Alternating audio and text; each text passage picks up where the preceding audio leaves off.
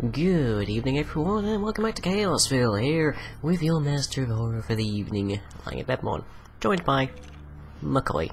So, isn't he always nice to have around? So, last time, actually we're a little out of power here, aren't we? Well, unfortunately we have a reasonably good way of getting ender pearls now. So, last time I built the ender pearler, the auto pearl, and I copied it over because these two are in the exact same chunk, so I don't need to worry about whether or not they're loaded. And we have gained some ender pearls, although I have noticed there is a slight problem. Let's see if I go down here. Both of these are presently full and ready to harvest, but it hasn't because it's ticked over, and what's happened is that these autonomous activators have their own kind of internal clock, and if when I tell it to have a signal, it doesn't hit that clock, it doesn't actually trigger. So I think what I need is some kind of consistent, like, concurrent timer or some such to continually apply a redstone signal until such time as this actually resets. But I'm not 100% certain how to do that, so maybe we'll talk about that today. But the other thing on the docket is to discuss how I'm going to actually create Sadako Yamamura's cursed videotape. How I'm going to create an object that curses people by virtue of their holding it, and whose curse can only be removed by copying it, basically. Oh, which I should mention, there is Sadako's tape, you can only cure yourself of the curse by copying it and showing it to someone else. Samara's tape, copying is optional. You do definitely pass it on by having someone else watch it. But, with an interesting loophole, you can also have it actually remove the curse by watching the tape in reverse, which seems really silly to me. It's like, oh, here's this big evil phantom girl that will kill you in 7 days with her mind from the grave. Oh, unless you watch her tape backwards. That just, that doesn't sit right with me, I think. But anyways, to try and fix this, I'm gonna make a couple of circuits and see what I can figure. It's basically to do with this signal here. So, it's to do with getting the reset signal, I think, maybe to be long enough? I'm not sure. But everything else here works perfectly. The timer itself still ticked over quite happily. You grab this. I'm surprised I didn't die there, well, or at least take damage. Okay, so to get the cursed videotape up and running, I think what I'll do is I'll use a leech chest first, which with an automated system for getting tag locks, because I've designed one of those before, and then I shall. Now the trouble I have here is that if the signal is too long, then this will break it more than once. So maybe I have some kind of item counter here. That's I'm not sure. But anyways, I'll have a system that automatically collects tag locks from a leech chest, so that I can autonomically curse people, because as we discussed before when I was building the remote cursing system, is that actually there, or is it a ghost? I'm not sure. Ooh. I don't know if I'm still here. Oh, there we go. Okay. One moment.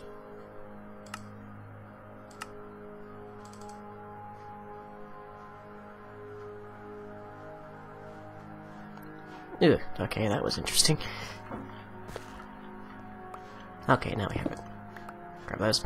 Okay, so basically I just need to modify the signal that's coming out of this. It's presently at 0, it needs to be at least 2 when that's actually triggered. Which I cannot do with the things I have on me. Oh yeah, what's also interesting is I have 11 ender lily seeds. Like you saw previously that I had 12 ender lilies running, minus the 2 from here, so that means I've actually got 13. So these actually do accumulate seeds, which is very nice to know. Let's disconnect this one as well. Cute. I'm not quite sure what sent me off there, but that was weird. And stick that there. Okay, so we need to take this output signal on the side here, and definitely keep using that to reset the system.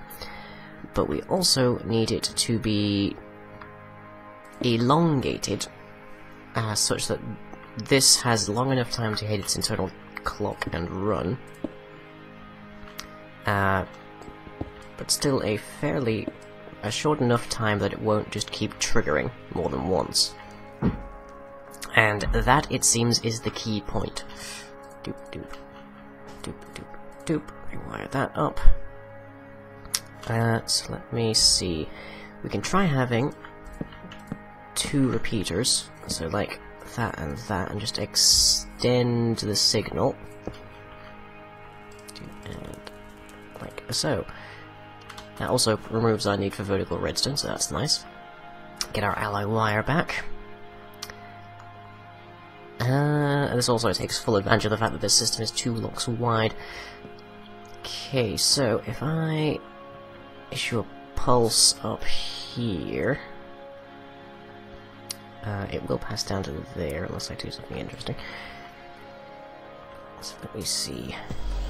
Do I have a button or something? Okay, well, I have this, that's something. Oh, it is so very helpful to actually be able to teleport like that. Okay, let me grab that and that.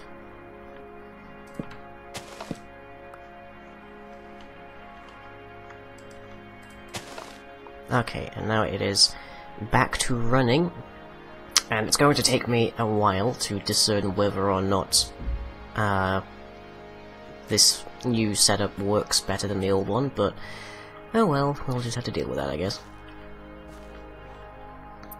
Meanwhile, let me duplicate this so that I can copy this over completely.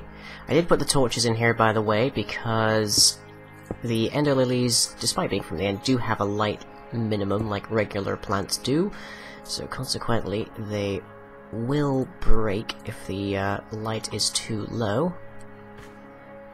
Okay, so anyways, auto-cursing system, that much I can do. It's not strictly speaking tied to the actual book itself, but I can have it curse someone if the system, using an ME system of some sort, I can curse someone if the system suddenly has less than a certain number of books, so say less than 1. And let's trigger this one as well.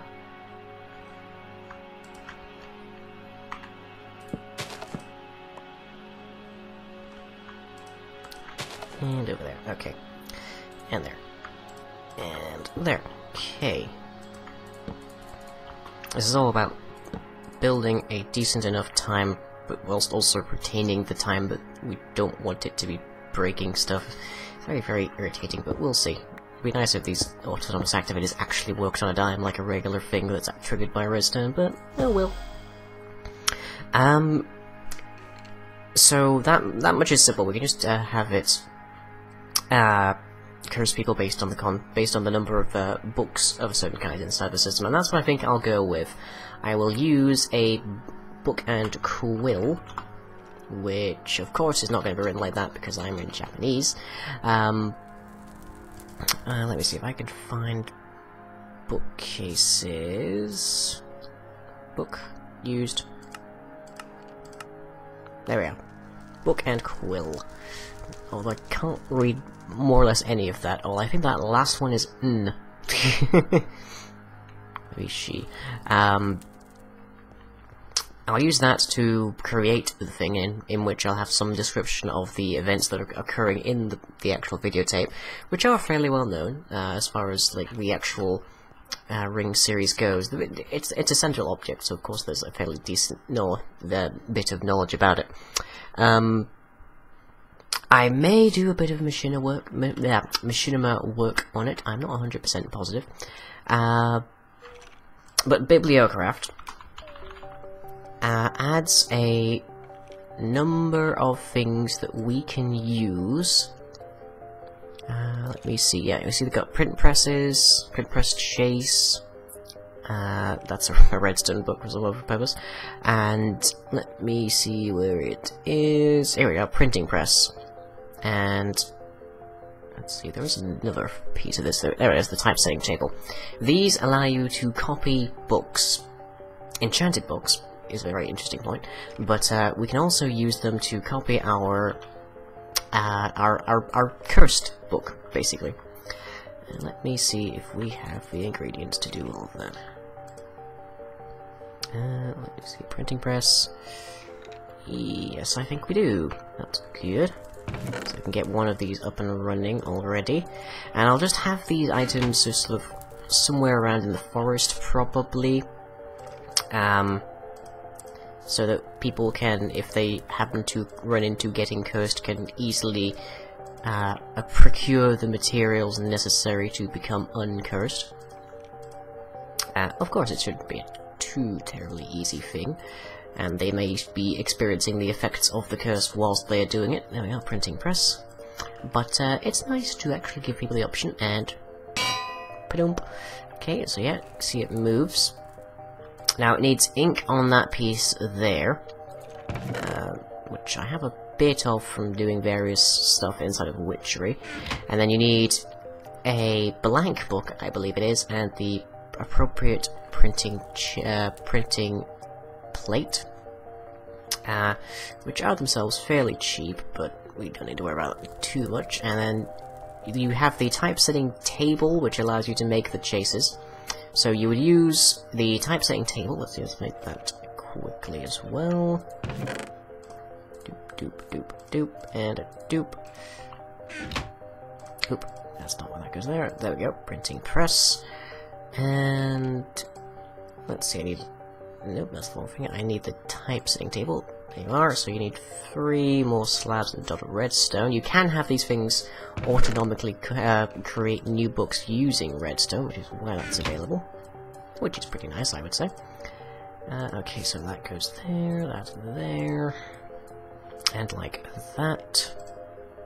And logs, do I have 2 spare logs? Yes, I do, and a bit of redstone there, and that gets us our typesetting table. Okay, so yeah.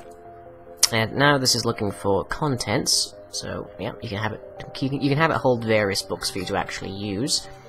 And what will happen is you will create your copy of a book. You'll put it into some kind of receptacle, and it will then, if the specific metadata matches. So let me see if I can just reach through to it here. Yep, because we can have these item filters pull things out based on their specific metadata and MBT data. So we can pull out specific books, and then we can have that trigger an uncurse system, which basically uses one of the remove curses. Let me see if I can find my book for this. There are 2 curses we can do at the moment, and there's also 2 remove curses. So, one for insanity and one for misfortune, with different ingredients. And it is rather important that you get them right, because otherwise it can just make things worse. And then you have to call in professional consultancy, because it's worth noting, strictly speaking, removing the curse isn't a guarantee that Sadako and Samara will leave you alone. There is more than one instance of both actually coming for you even after someone has removed the curse. So, might be worth noting. Okay, I need another chase in order to actually make...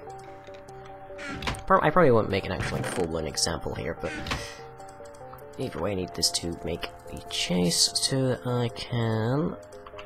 Doop, doop, doop, doop, doop.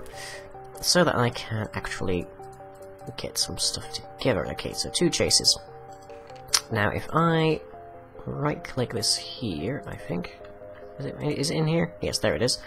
So now it has 2 chases, and we put our books there, and we put our blank books there, or possibly the other way around, this because it's exactly clear. and that allows us to make the typesetting, the printer chase. We put that into here and add some books, and it will automatically create. We'll probably look more into that next time. Let's see, have these counted up at all yet? 2 and 2. It takes, I think, somewhere in the order of 140 minutes for these to actually be done. Oop. Yeah, gravity is a bit strange over here. Due to the vacuum hoppers. Let's stick these into our storage position over here. So we now have 1629 ender pearls. Hopefully this will now actually create more without too much worry. Okay, good. I also love being able to just remote control that cover. It's the simplest thing, but it has such profound ramifications for the server at large. I love it. So, those will allow us to actually copy the Cursed Book. And then we can use leech chests and autonomous activators to automatically get tag locks from the leech chests. Unerringly, if someone opens it, it automatically takes a sample and we can use that. And so you'll have one leech chest which serves as a kind of repository for all of the cursed videotapes, or cursed video books, or whatever you like to call them. And then a second leech chest in a sort of holy sanctuary of some description upstairs, which I might make look like a Shinto shrine, just to stick with the regional aesthetic. Which will then trigger the decursing, and it might have to have a little bit of user input to tell them which curse, which curse you've been given, because it will be random as far as I'm concerned. So you might have the curse of misfortune, you might have the curse of insanity, but it's more or less impossible to tell which. Or maybe I'll have the curse of misfortune start, and then later on the curse of insanity kicks in. Not entirely positive. But that, I think, will about do it today. We haven't gotten much done, we've mostly just begun investigating the book. But I will show you next episode what I have managed to put together with regards to that whole system. So, with that in mind, from McCoy and I, we shall catch you all next time. If you enjoyed this video, be sure to leave a like and or a favourite. Follow me on Twitter and subscribe to be notified of future updates. You can also check out the website where most other content is uploaded. That's all for now, catch you later.